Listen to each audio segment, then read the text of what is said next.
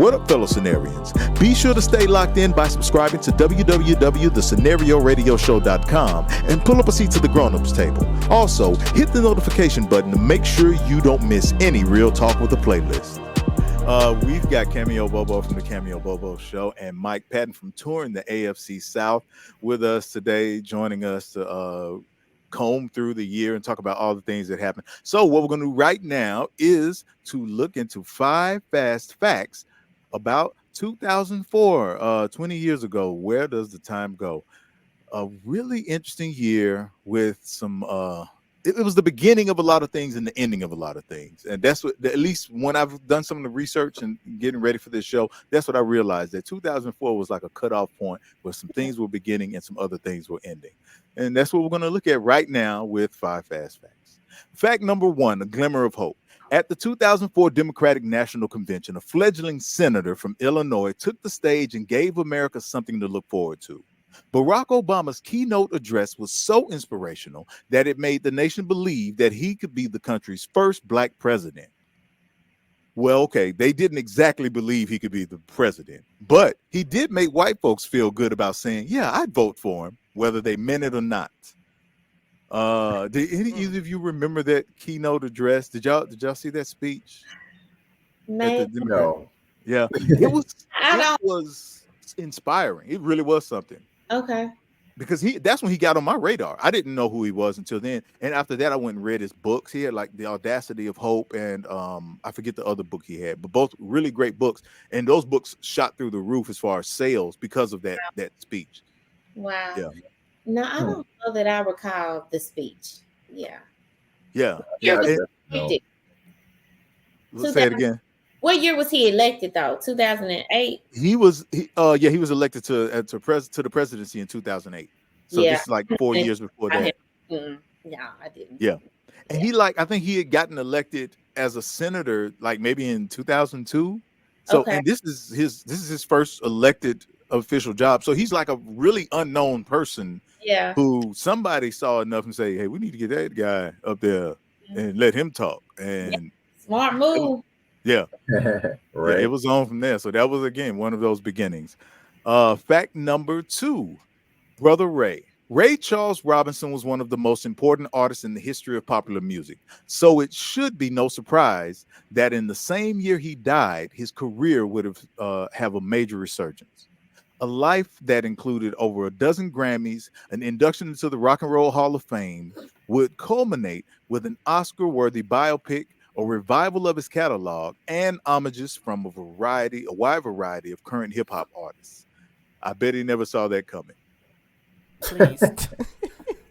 Oh my goodness. I think he saw it coming. Yeah. Okay. And he was blind. And when you don't have one of your senses, I really believe you're in tune with a whole lot of other things in the spirit that we aren't. And I remember watching I don't know if it was like a documentary after the movie came out or if it was some clips I caught during the making of that movie. But he was so intentional about helping and coaching Jamie Foxx.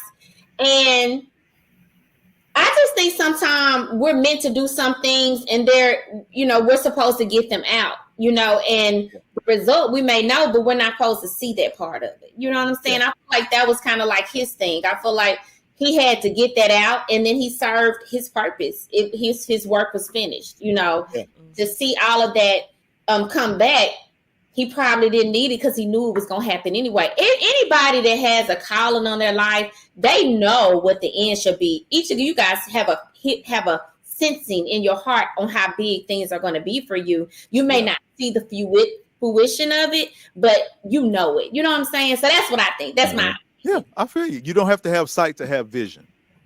Yeah, I just remember that the kid in that movie was actually Chris Sanders' son. He used to play for the Tennessee Titans. That actually was his was his son, and his son actually went on to play high school football at a school where I went to school, which was Brentwood Academy, and he actually ended up playing for Notre Dame at wide receiver too. So that's what I remember. I remember that being talked about a lot when because I believe Chris Sanders, of course, was here with the Titans at that point in time. So I always wondered what happened to him. I just assumed that he would have gone on to pursue acting further. I didn't realize that he went into football. That's interesting. That Yep, is he was interesting. a little. He was a shorter wide receiver. He wasn't as tall as his dad, but he definitely had to get up and go that his dad had. Yeah. Yeah, I wonder if he'll ever come back to acting because again, he did a great job playing as little Ray in that, and I always wondered what happened to him, but I had never thought to look any further into it. That's cool. Fact number 3, a hard pill to swallow.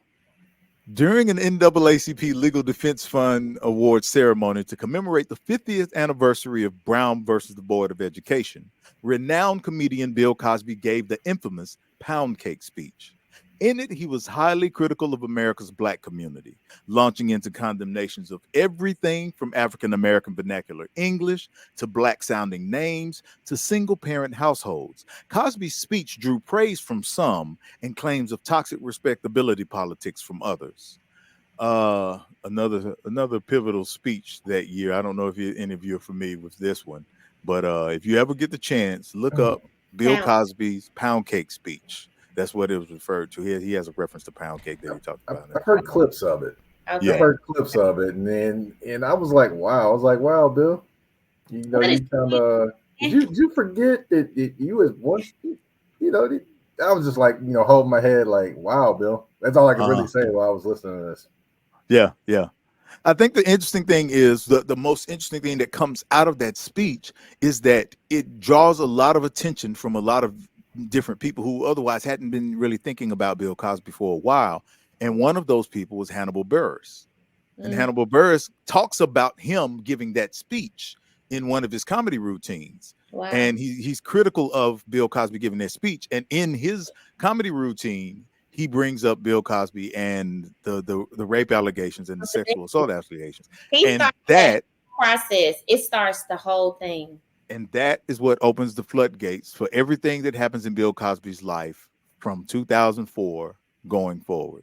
The prison stint, everything, all because of what happened during that speech. That's crazy because I remember hearing like Bill Cosby don't really like Black people like that, and it was like, I guess that's what it was from, because I didn't know Bill Cosby like that. I mean, obviously I watched maybe some reruns of the Cosby Show, but people were just talking about how he don't really even like Black people like that. Look how critical he's being. I guess must have been what it stemmed from. That's crazy. Yeah, that's where it stems from. And I'm somebody, I don't think, I am not of the mind that Bill Cosby doesn't love Black people. I think Bill Cosby has done a lot to show that he loves Black people. I just think that oftentimes when people love Black people, they become frustrated at the situation in such a way that they begin to take on what is the things we hear the most, which is this belief that Black people are their own worst enemy. And it's like, which isn't true. It's like, you don't have that much oppression take place just because Black people chose to have that oppression. It's the same idea when people say slavery is a choice. It's like, no,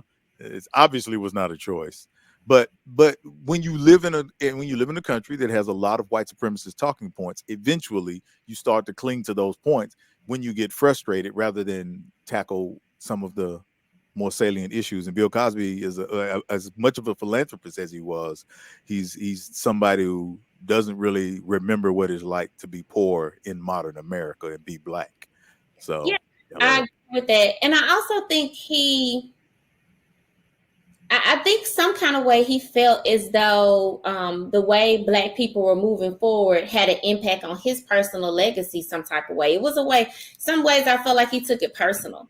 And, you know, I hate that his legacy was ruined the way it was because he created so many wonderful things. Fat Albert, The Cosby Show. Those are some staples that Black America could have hung on to for years to come, that taught morals and showed examples of unity and community and thriving and prosperity. And now you can't find The Cosby Show. Now you can't find Fat Albert, you know, maybe on YouTube, but it's not something that's played in syndication like it was before, you know. So it's almost like he just got back so much, you know, of what he wasn't looking for, you know. So I don't know about what he had going on personally, but that man was projecting. Okay, yeah. He was mad at himself, hiding his dirt there, you know. But anyway, yeah. It's it can be talked about a lot, and interestingly enough, it's come up quite a bit. We actually had a discussion about the Cosby Show and Bill Cosby on our 1984 episode. And shameless plug, we have an episode this season called Still Bill, where we talk about the 40th anniversary of the Cosby Show. Talk to fans of the Cosby Show. We talk to people who rate and review television and things of that nature, and we get into what was a really great discussion about it. Make sure to check that out with the scenario as well. Let's go with our next fact. And on fact number 4. Fact number 4, memory lapse. In 2004, CBS gave over 150 million TV viewers more exposure than expected when Justin Timberlake exposed the breast of pop icon Janet Jackson during the MTV-produced Super Bowl halftime show.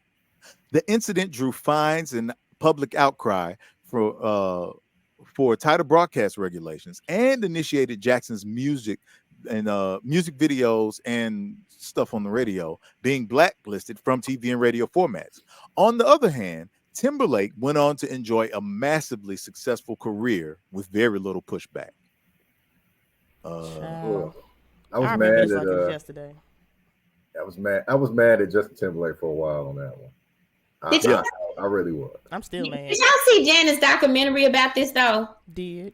And I don't care what she said. Her documentary. It does not look like what I thought it was. When it is revealed, it's really nothing. You don't really see anything.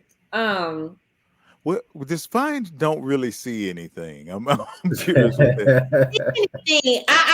It's on Amazon or something, but check it out. Okay. You don't really see anything. It is not something that is appalling or just like, or appealing.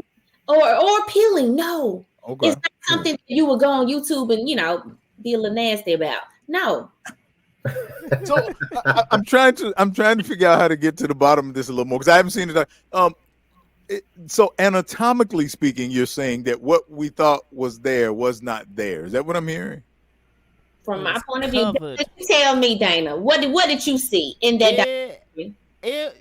She had a piercing. Let me know. First of all, Janet nasty, y'all. She be having piercings, okay? That thing was covered. You couldn't see it anyway. And it happened so quickly. But also, as a 12-year-old, I was watching it. I did see. But, am I scarred? No. I really don't even know. It was nothing that someone could have fun with in the bathroom. I'll say that. Right. I guess for me, I was already a Jackson fanatic anyway, because I love me some Michael by then. Yeah. And also, y'all know, I told you I was doing African drumming, so that means I was really plugged into my people. So I was like, how this white man gonna expose her and he not get in trouble, but she in trouble? He exposed her. Right. I just could not get over that still to this day. Yeah. I'm like, that is just, I didn't like that. I didn't like that part about it. I was mad at him for a while. I really was. I was like, come on, man. Her at all. He didn't support her at all. And I don't know if he could do that over, if he would do something different in that situation. I don't think he would. But I will say this. His bad moment came back in another Super Bowl when he had the little 3D, little imagery or whatever at the Super Bowl in Minneapolis. I was actually covering that Super Bowl and there at that Super Bowl. So I got to see it and I was like, okay. Nah, this was horrible, Justin. No. So I guess he got his comeuppance in a different way. Because Janet's still touring, baby. Got them checks and people's paying to this day. Baby. And she's still dancing. I went to see her last for my birthday. She got it going on. Yeah. I've seen her twice since then, I think. Yeah. I remember a few years ago. She was killing it. Yeah. Yeah, they say Megan's knees are the things to strive for, but I would say maybe Janet's are because she's 50s. Yeah. In her 50s and 60s and still doing it. Beauty. Oh God. She's still beautiful. Yeah. I'm glad she was able to recover because again, for her to get banned from all of these things when she didn't do it and he did, then Justin actually did it. It speaks volumes. It just speaks volumes about the way that people are viewed. So yeah, I'm glad she's been able to recover. American women. Yeah. 100%. A white woman. Yeah, if it had been 50 Cent and Britney Spears on the stage and 50 Cent had grabbed, been in jail. It would have been an entirely different situation. Under the jail. 50 Cent would have been like a dime at that point. Yes.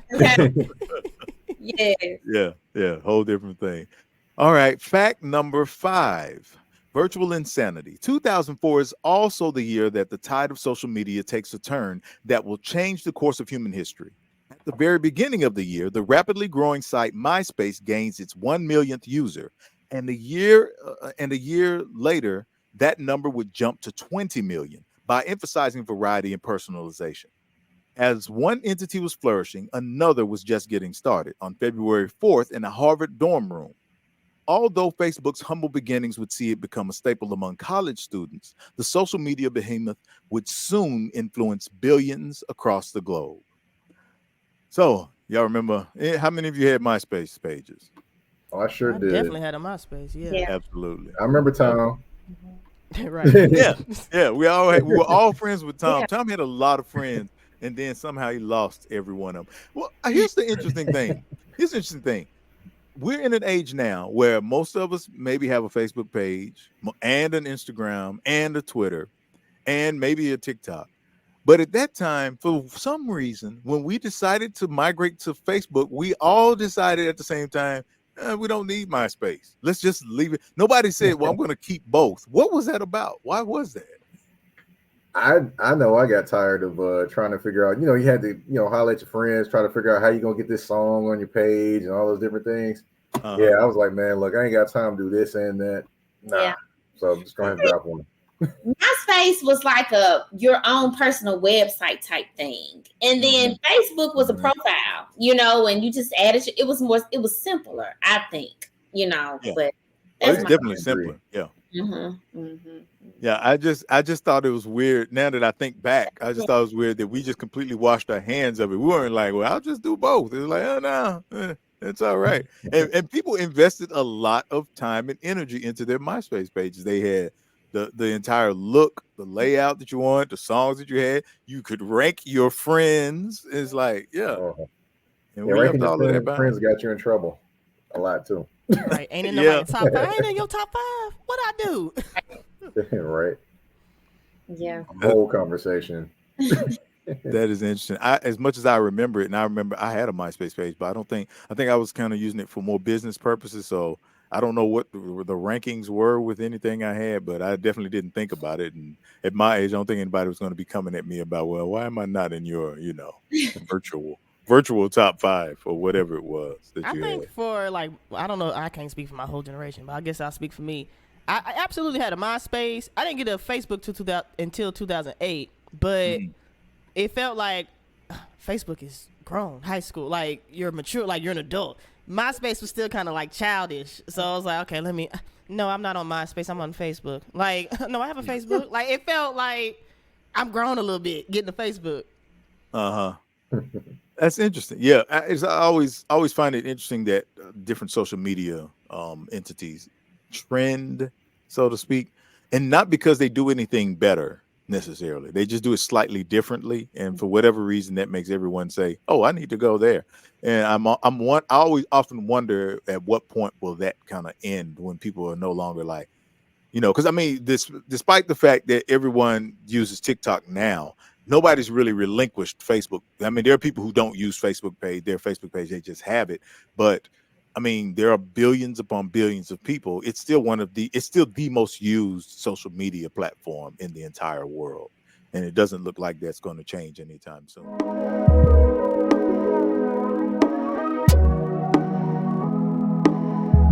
This is the Scenario Radio Show. Real talk with a playlist.